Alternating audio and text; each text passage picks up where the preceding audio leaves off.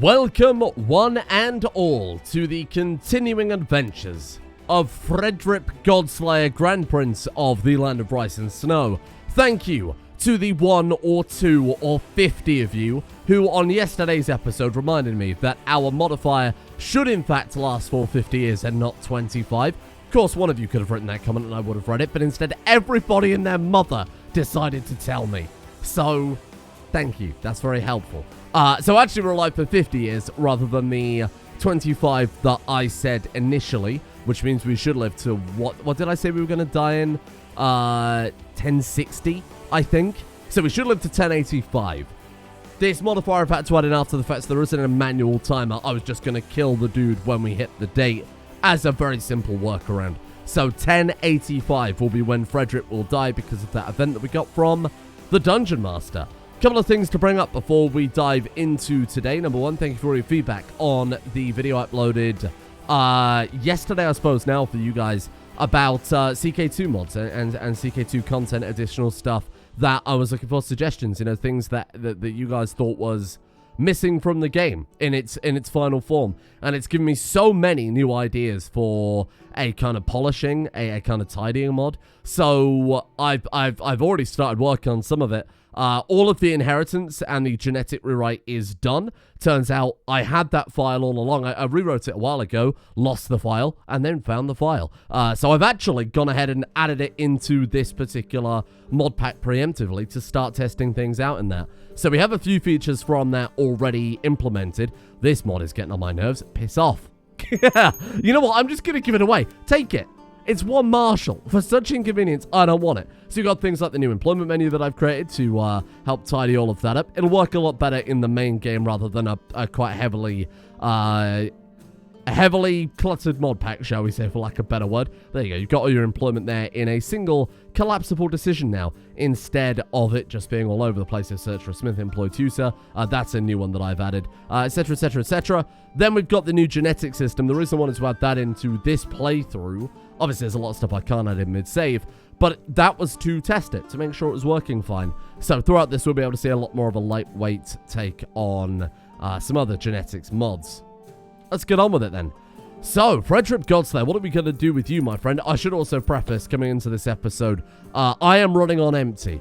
As in, I didn't sleep yesterday. Well, it's currently 6 a.m. as I'm recording this, so I haven't slept yet. And I didn't sleep the night before because I was ill, hence why there wasn't a RimWorld episode. I recorded CK2 a little bit before that. And then by the time I got to recording RimWorld, I was like, I'm dying here. Oh, God. Okay, we're going out swinging today with Dungeon Master. Blessing in disguise. I've been doing a bit of poking around at the bottom of a lake and I found an age-old container filled to the brim with religious texts. I have no idea who put these here, but in my usually helpful nature, I've decided to forward a copy to the relevant religious heads so they can study and make changes to their religion they must have conveniently forgotten about. We have to do what now? Random religions randomly gain random alterations from a random list. Oh, good. Now, fortunately, because Tao Germanic is a custom religion that we've added midway through this particular playthrough, we haven't got to worry about that. Who is our current religious head? Matriarch Beata. Oh, that's the person we've got as our council member, right? Oh, that's interesting. Yeah, there she is, Matriarch Beata. Looking a little rough for wear. Okay, well, here we go then. Let's see what the Dungeon Master is going to mix up about certain religions. I don't know every religion CK2... obviously, I roughly know every religion in CK2's features, but there might be some things that I miss here. Let's see what happens. Okay. Well, we've built another temple for that guy. Catholic, did you have anything happen? Yes, absolutely you did. I don't believe traditionally Catholic men are allowed to have 15 wives. Rulers can raid infidel neighbors for loot. Rulers can marry close kin relations. Catholic dynasties may grow decadent. Oh, God, what have you done, Dungeon Master? Catholics can raid their neighbors now. Ah, shit. That could be a problem. Okay. Orthodox, what happens to you? A religious head can be created by special decision, so nothing seems to have happened to Orthodox, as far as I can tell. Yeah, seems pretty normal. Can grant the invasion cast as Belli. I think that's pretty par for the course, right? Sunny Can have up to 10 wives. I think that's different. Heir designation. I think they have that by default, don't they? Can marry close kin to improve vassal opinion. Can raid infidel neighbors for loot. You can do that anyway, Sonny, can't you? Was that Sheer? Oh, God, I don't remember. Dungeon Master. Well, whatever he's done now, he is absolutely shaking up the earth. I just want to check that we're not affected by that. I don't believe we are. No. I don't remember who made this one, but I do remember ages ago me making this thing that was like so many, like hundreds of lines long that changed something about religion, but I don't think that was this change. That might have been where one religion is proven right. That's a long story. Chara's had a course removed from their treasury. Actually, that brings me on to the next thing. So what I have done in between episodes here is I've tidied up our friggin' treasury because I thought that was getting just so out of control and so ridiculous. I've destroyed a lot of crap, a lot of like minor useless shit that isn't befitting of an emperor. We had about 5 skull trophies. That is something that I am adding to the kind of foundation of what I'm working on. The ability to combine artifacts. You know, a lot of people were complaining about that in the video I put up. Hey, there you go. Baseland is converted. Nice work. A lot of people were complaining about the artifacts ordering. You know, a lot of people were like, oh, is there a way to sort it A to Z? And unfortunately, it's not a massive amount I can do with that. What are we going to go into? We're going to go into, like, cavalry or something weird, right? Be kind of fun. What cultural retinues we got access to again? Let's take a look. None. We have none. I think that's because of Floki's Tech Month, though, isn't it? Should we just go heavy on the cavalry? I'm not really sure. Would be kind of fun just to go for that weird play. Sure, we're probably like a world leader in cavalry now. Sod it, I'm in. For the retinue, though, I was going to build up nothing but pikemen and light infantry. Don't forget, let's get going with that before I neglect it again. How many troops is that? 36,000. We had 480 boats, enough to carry 48,000 people. So we still have plenty of room there. We could have gone all light troops, but again, I think that would have been a bit of a gamble. So what I am going to do is try and find other ways to tidy up the artifacts by combining artifacts. So, like, combining all of the Chinese books into, like, say, Chinese book collection, which is just a single artifact. Or things like that, you know, to help tidy up the treasury in as much as I can do with it. I think that's probably a good idea. Hello. Well, I'm certainly a great scholar with several fine discoveries. Oh, no way. Is this what I think it is? Well, I'm certainly a great scholar with several fine discoveries to my name. I'm not too proud to collaborate with like-minded colleagues. I've contemplated hosting some of my colleagues from the Hermetic Society for an intellectual gathering. Now, somebody mentioned this on Discord, that there is another, aside from the Magnum Opus, there's another major Hermetic Society event that we haven't done yet. And that is the Invention. And I think this is it, if I'm not mistaken, right? It's time. I shall host some of my favored colleagues. You begin to prepare an intellectual gathering in Valthustada. Okay, we lose 1,017 gold. Ooh, my bank. The preparations have been completed and the invitations have been sent and accepted. My honored guests are already packing their coffers. Soon, our gatherings begin. I can hardly wait. This is one of the rarer Hermetic Society events. It can only fire randomly. You can't trigger it or anything like that when you are of the Magus rank and not busy. So normally you'd be like writing your Magnum Opus or whatever. Hello, mate. My friend. I was about to call him Magus Frederick then. I was going to say that's a weird coincidence. Sure. We'll go and look for some... Oh no, our lover died. My fellow man in the Hermetic Society. How sad. We need to get 200 esoteric knowledge, roughly, to be able to write a Magnum Opus. So why don't we go for this one?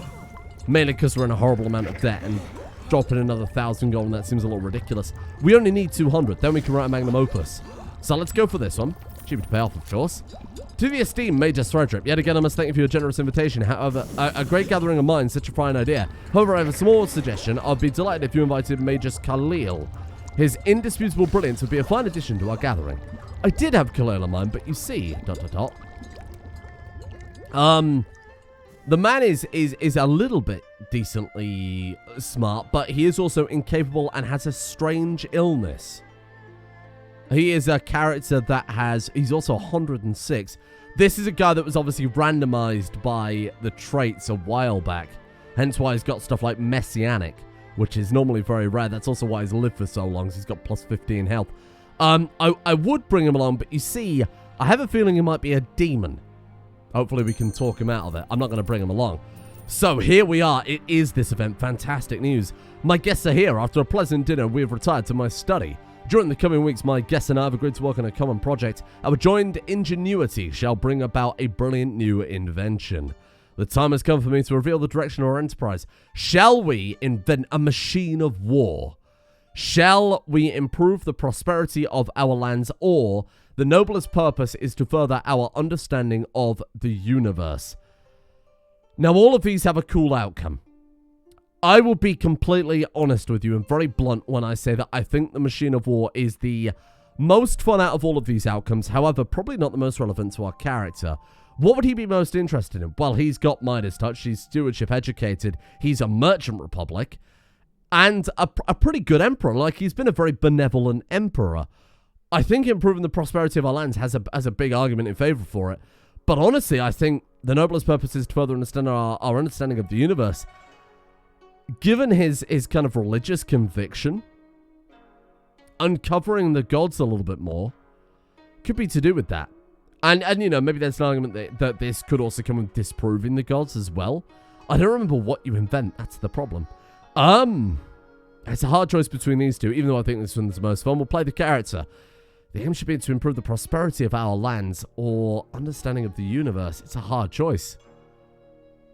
Well, that is really difficult. I think I'm going to go with this one. Suggest a project with a scholarly focus. He's a scholarly man. He's dedicated his life to the gods, obviously reforming the religion. I do think I'm going to go with this one. Mainly because I don't remember what you actually invent with that one, because I don't think I've ever picked it before. I probably have, but it probably didn't really leave as much of the lasting impact as the other one. So the other two options we could have invented, and there are a few outcomes. Oh, okay, you deserve a new nickname, the Festive. You certainly seem very festive, all right? Sure, 50 prestige to please our daughter. I think that's fine. So I remember two of the outcomes. I think there are a few outcomes you can get from each option, but the weapon of war, you will literally invent a handgun. It's got the highest personal combat bonus of any of the base game items. I believe it's plus 20. But it also has the unique effect that if you fight someone in a duel, kind of Indiana Jones style, you can just blast them with the handgun immediately and basically guarantee victory in any duel you come up against. It's very powerful. Hey, there you go. The bribe we offered to the Godaushi of Gwent was enough to make him unlock the inner chambers. Why is that capitalized? My bad. Might be some problem with the localization there. Don't worry about it. We got the esoteric knowledge. That's more appropriate. And you know what's not appropriate? This, though. I asked you permission to give my ward, Pemo, a proper Dow Germanic. Pemo is one of our grandsons, right? Oh, no, a distant kinsman. Oh, it's Asbjorn's son. Proper Dow Germanic Hanorse upbringing. What is he right now? Lombard Dow Germanic. Go on, then. I'll allow it. He's a distant relative. We've got grandsons lined up for the throne instead, so I'm not so concerned about that kid. Somebody wants to go to the Xia Empire. The Shia Empire? I have no idea how you say that. Do we want to send the lunatic? Absolutely we do. It'll be a laugh if nothing else. What are we doing? What was I getting distracted by? Oh, right, of course, we're inventing the thing. So, the handgun is one option, which is really cool. The prosperity will let you build a blast furnace that gives an insane amount of, I think, like tech points, wealth, build cost, build time. Generic prosperity stuff, which is why I think it's less interesting than the handgun. I don't remember what this one invents, though, so this will be kind of new. Let's write a magnum opus and see what we can come up with. It'll take a great deal of time and effort, but it will be glorious. It bloody better be, given the amount of time it's taken to get here. It's kind of cool, though, that with this guy, we're completing 2 societies, though. Completely finish the Wolf Warriors, get that legendary bloodline, finish the Hermetic Society. I mean, what the hell are we going to do after this, given that our guy has to live for another, what did I say, 60, well, what would it be, like 45 years at this point? I don't remember when we were supposed to die. Did I say 65 or 85? Something like that. Doesn't matter. I'll go back and I'll double check on the not previous episode, but the episode before that. Demand monetary compensation. How dare you give me my 50 gold? Ah, here you go. And the kid's coming out. Okay, this is great news. So our grandson, Zhongchen Xuantong Carol's son, direct grandson, the firstborn's firstborn here. This will be the kid. So a lot of people were concerned that we might miss out on all the bloodlines if it was a distant relative. Don't worry about that one. As long as we guarantee this kid, you know, succeeds us, or at least gets married and has more sons, we will keep everything we've got. We will keep all of our bloodlines, the wolf blood, the wonderful blood, the Dow Germanic Reformers bloodline, etc., etc. What do we want to give him? Do we want to give him ambitious, which is a guaranteed +2 to everything? Do we want to give him patient, which is +1 to most things? This will make him hate us, but we can always win him back over. He's already got diligent, which is fantastic, +1 to everything. Gregarious is very good for diplomacy. Brooding could come out just Wrath or Envious. If he gets just, fantastic for a leader. Wrath is very good for a martial character. Envious is kind of the bad one there. Willful, ambitious, brave, or stubborn. Because he can already get ambitious from willful, do you think we should just go with patient? We lose a few stats for a few years, but I think the reason I think this is that it's better to go for patient is because this guy is the hope of the dynasty, right? He's the future of the dynasty. If we make him rivals, he turns 16 and then he immediately leaves our court or won't accept concubines or marriages. We've got a problem on our hands there. And I want to invite him to our court immediately, get him out of his father's court so that he's not in line to inherit that bloody temple. I'm going to go with this one. It seems like the weird option, but he could end up with ambitious anyway. He might end up with brave, at which point we've missed out on ambitious. Huh. Well, that was unexpected. We just happened to have received one of the rarest events in the game. Legends about Alexander the Great and his epic campaign across Asia are told throughout the world. Countless young rulers have wasted their lives in the hopes of attempts to emulate the immortal achievements of this legendary figure. Having died young after fathering only one child, Alexander was unable to establish an imperial dynasty, despite his many accomplishments, tragically dooming his empire to fall after its creation. Rulers of all creeds and nations claim to trace their ancestors to the fleeting line of Alexander, yet none have been able to have such a prestigious claim recognized by their peers and subjects. That was too much to read at once. I almost choked. Right, okay. I mean, obviously, we're going to try and attempt to forge a claim on Alexander's bloodline. No, you would not forgive me, even though it makes no fucking sense right now that this Norse Chinese culture that we have going in Iceland would be related to Alexander the Great. It makes no sense at all. It makes no sense from a role-playing perspective. It's hubris. It's madness. We're going to do it anyway, because at this point, I mean, what's wrong with 4 ridiculous bloodlines with one character, huh? Let's do it. And plus, for the future, it could end up being very beneficial. I won't spoil the outcome of this for those of you who haven't seen it. The location of the hallowed ground where the conqueror was put to final rest has been a contested topic for a millennia. Many Roman emperors of old have claimed to have visited the tomb of Alexandria during their rise to power, yet its true location still eludes modern scholars. The recovery of my ancestors' sacred remains, I love that we've just accepted it as fact, would surely strengthen my claim to his bloodline. Yet wasting time and resource on a quest that may have already failed to accomplish in the past might not be the wisest course of action, especially given how far my expedition would have to travel to reach the most likely locations of the tomb. So what should we use then? Shall we find Alexander's remains? Finding Alexander's remains is most imperative for the top option. Use intrigue and wealth. Our intrigue is leaving a lot to be desired. Establishing a valid claim would be a better investment of resources. Use our learning and wealth, or the search taking too many time and resources. We lose ambitious, we gain depressed, we abandon our quest, we lose 3,000 prestige. I feel like there's one obvious option here, and that is, of course, using our learning and wealth. Historians agree that Alexander had a son named after him, born of a Bactrian, almost said that like a fucking camel. Bactrian princess. Or maybe it was a camel, who knows. Yet the life of this child is shrouded by mystery. The empire he was supposed to inherit from his father had long been split amongst the greedy warlords by the time Alexander's son became a man, making it impossible for him to succeed. Fearing retaliation from the Didochi, it's no sort of Didochi, I don't know how you say that, I've only ever seen it written. It's no surprise that Alexander's wife would flee from his army and hide the child from assassination attempts. It's not so far-fetched to think the descendants found refuge to Iceland. I probably think that's quite far-fetched, yeah. And split into the Godslayer. Many scholars only need to find the right references in the ancient accounts of my dynasty to uncover this prestigious link. I mean, what if it's true? What a plot twist that would be, huh? Maybe Alexander the Great was destined to fight Cthulhu. And maybe that's where we've inherited some stuff down from that line. I will provide you with everything you need. By investing a large amount of resources, you will greatly increase your chance of success. 2,000 gold, 1,500 gold, 1,000 gold, or 500 gold. Of course, we will drop every last penny. We will drive this realm into at least a month's worth of debt to pay for this illustrious bloodline. Ugh. Okay, that's quite a few months worth of debt. Maybe we should get these troops out there raiding.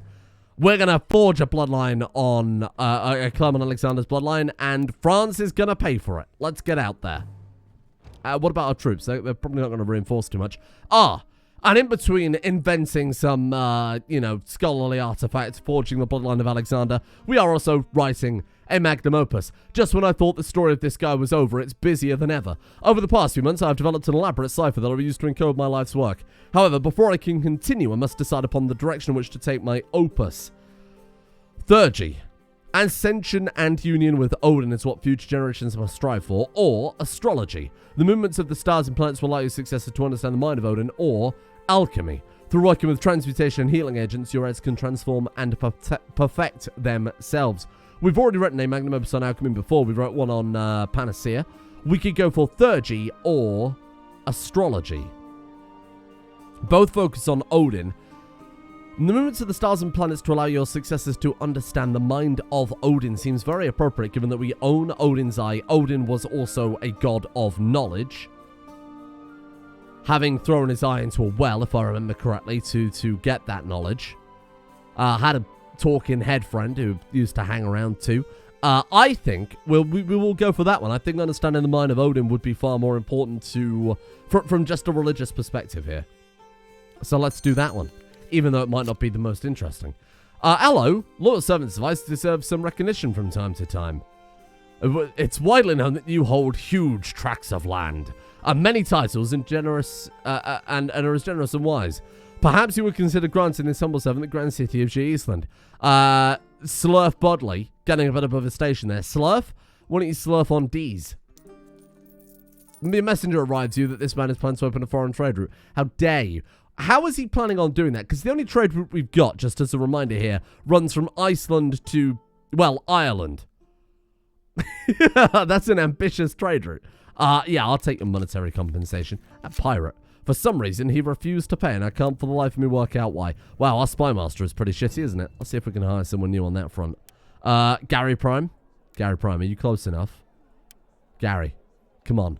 Minus 185. I don't feel like moving. False reluctance, base reluctance. I will get you. One day, Gary Prime, you will serve on this court. Gary Prime and Godslayer, united. It will be incredible. It will be unstoppable. But not today. Let's go join court, yes. And let's go, nope. That's not what I meant to press. Let's say join court, yes. Let's sort by stewardship. Elfhilda, very good character, like incredibly good character. Actually, very good marriage fodder, too. Look at her. Is she already married? She's not. Attractive, shrewd, patient, erudite, ambitious.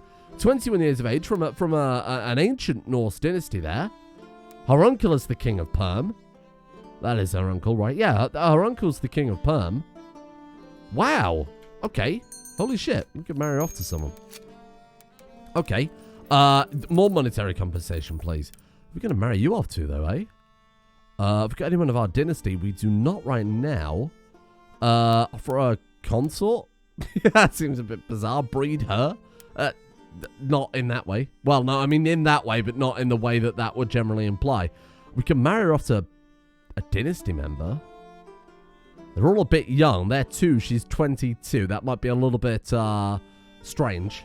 Oh, well. Let's go ahead and set her up as spy master either way, because she's very, very good. Let's keep her on side to have some gold. Oh. Yeah, no, I can't really afford that for the time being, but maybe later. Nobody wants to pay our extortionate and very unnecessary... What the fuck? What is going on today? Byzantium restored. Once more, the Grand Byzantine banners of Constantinople have been raised. Chrysanthos Lycaon has restored the crown lands of Byzantium, and the Greek Empire rises from the ashes of defeat to conquer its old enemies in both the East and West.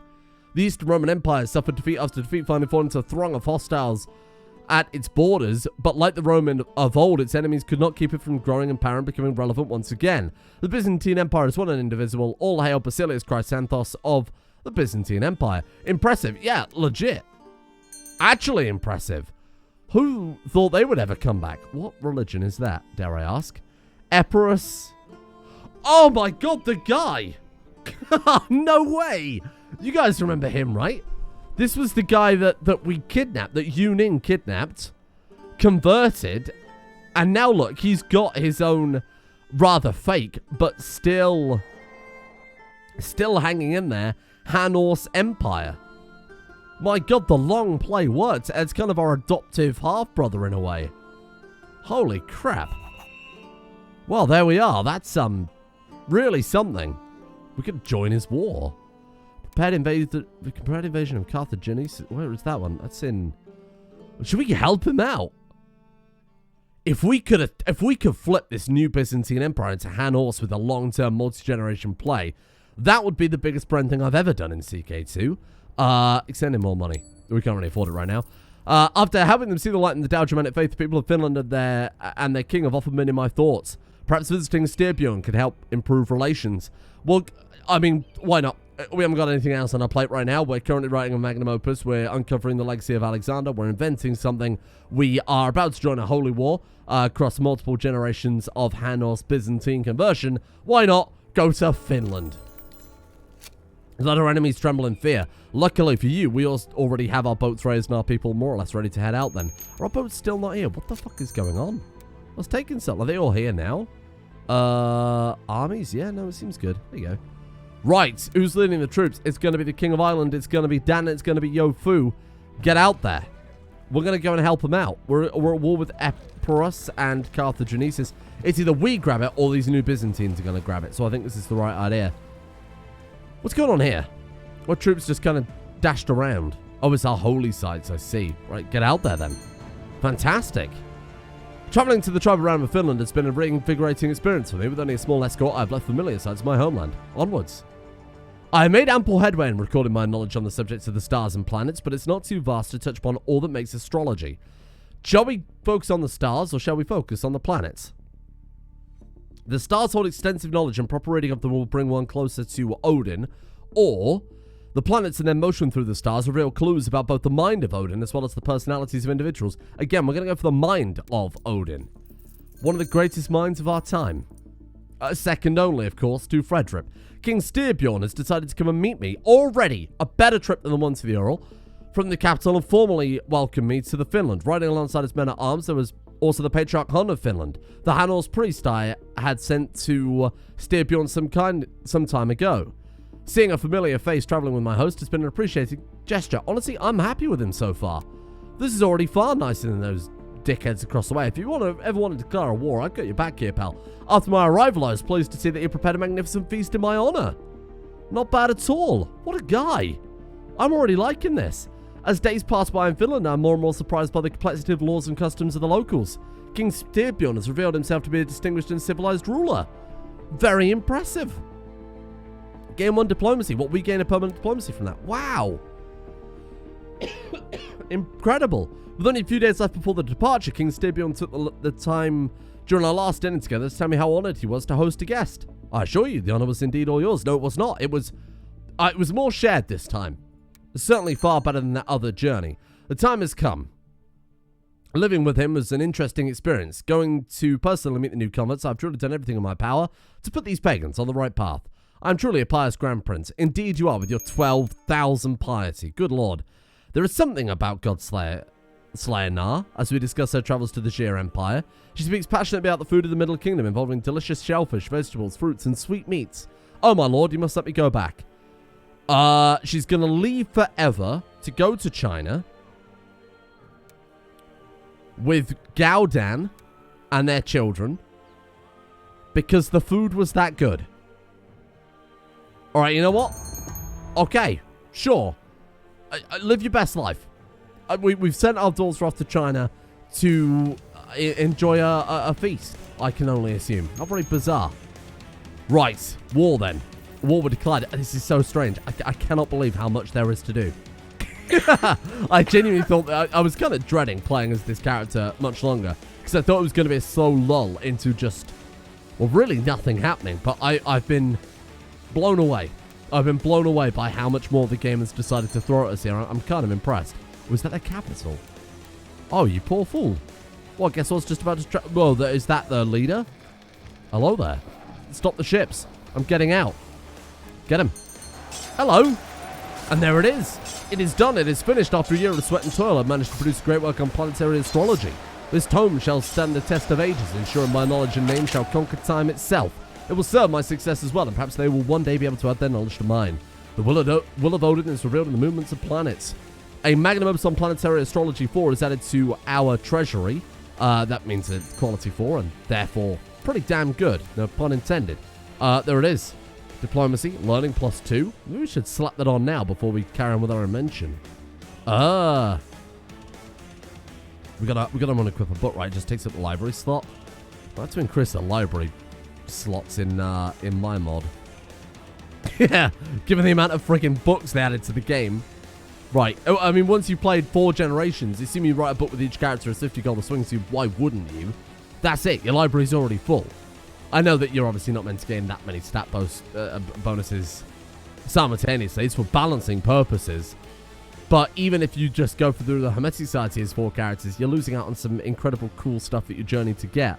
Maybe Magnum Opuses shouldn't have a slot in the library, because they've already got pretty strict restrictions anyway, haven't they? 25 learning, or a member of the Hermetic Society. That's pretty huge. Well, either way, let's carry on with this holy war. God, I hope we don't lose that. That was getting a little dangerous, I won't lie to you. The Pandidactyrian has been reborn. There you go. They've rebuilt their university as well. Good for those guys. They've really brought it back, haven't they? Except for the capital. So this is a prepared invasion. What a guy. Okay. What? And where exactly was he invading? 49%? Kind of wish I'd have checked that. Ah, here you go.